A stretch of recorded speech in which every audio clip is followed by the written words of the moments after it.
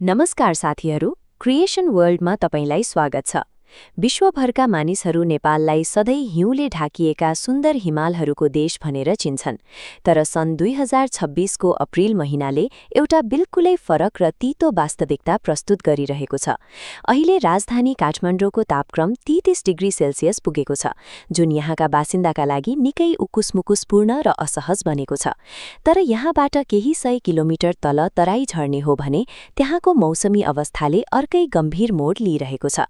जल तथा मौसम विज्ञान विभागले लुम्बिनी र सुदूरपश्चिम प्रदेशका लागि उच्च सतर्कता जारी गर्दै त्यहाँको अवस्थालाई संवेदनशील श्रेणीमा राखेको छ। तल्लो भेगमा अहिले एउटा कहाली लाग्दो गर्मी व्याप्त छ, जसले सिधै मानिसको ज्यान जोखिममा पार्दै थर्मामिटरको पारोलाई ऐतिहासिक उचाइमा पुर्याइरहेको छ। आखिर किन यो एउटा विशेष क्षेत्रमा मात्र यति धेरै गर्मी बढिरहेको छ? यसलाई कुन शक्तिले डोर्याइरहेको छ त? पछिल्लो अनुसन्धानले पुष्टि गरे अनुसार अघिल्ला दशकहरूको तुलनामा नेपालका तल्लो पहाडी र तराई क्षेत्रहरूमा तापक्रम बढ्ने दर निकै तीव्र देखिएको छ। यो तथ्याङ्कले 2026 को यो तातो लहरलाई हाम्रो क्षेत्रीय वायुमण्डलीय प्रणालीमा आएको एउटा दीर्घकालीन र प्रणालीगत परिवर्तनको रूपमा प्रमाणित गर्छ। नेपालको मौसमी भूगोलमा आएको यो फेरबदलले तराईका चलायमान आर्थिक केन्द्रहरूलाई समेत उच्च जोखिमयुक्त क्षेत्रमा परिणत गरिदिएको छ। अहिले धनगढी र नेपालगञ्ज जस्ता शहरहरूमा तापक्रमले 43 डिग्री सेल्सियसको खतरनाक बिन्दु छोएको छ। यो तापक्रमसँगै चल्ने लू अर्थात् तातो हावाको लहरले वातावरणलाई झनै जटिल बनाउँछ। सुक्खा र पोल्ने हावाको झोकाले 43 डिग्रीको गर्मीलाई शरीरका लागि सहन नै नसकिने बनाइदिन्छ। जब यो लू चल्न थाल्छ, यसले मानिसको गतिविधिलाई पूर्ण रूपमा रोकेर समुदायहरूलाई आफ्ना सबै योजना र व्यवहार बदल्न बाध्य तुल्याउँछ। सङ्कटको चरम अवस्था तब देखियो जब भैरवामा तापक्रम 44 डिग्री सेल्सियसको रेकर्ड स्तरमा पुग्यो। यो रेकर्डले तराईको जनजीवनलाई एउटा भयानक र पूर्ण गतिरोधको अवस्थामा पुर्याएको छ। व्यापारिक केन्द्र र बजारहरू बन्द छन्।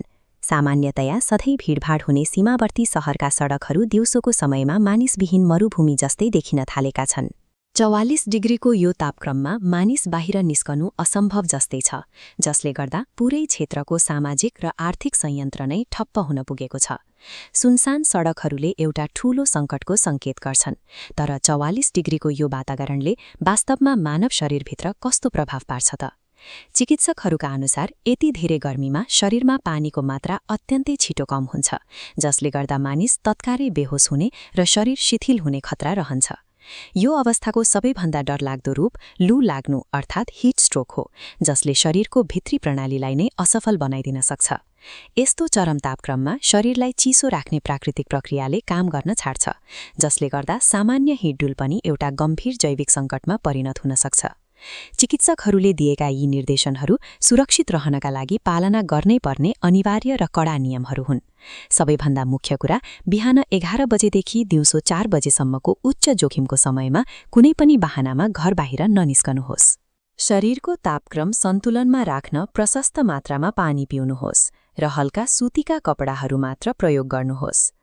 सन् 2026 को यो घटनाले नेपालमा अबका दिनमा चरम गर्मीसँग कसरी जुध्ने भन्ने एउटा नयाँ र कठोर मानक स्थापित गरेको छ। तपाईको शहरमा अहिले कति डिग्री तापक्रम छ? तल कमेन्ट गर्नुहोस्। आफू र आफ्नो परिवारलाई सुरक्षित राख्न यस्ता महत्त्वपूर्ण जानकारीहरूका लागि यो भिडियोलाई लाइक र शेयर गर्नुहोस् अनि क्रिएशन वर्ल्डलाई सब्स्क्राइब गर्न नबिर्सनुहोला। सुरक्षित रहनुहोस्।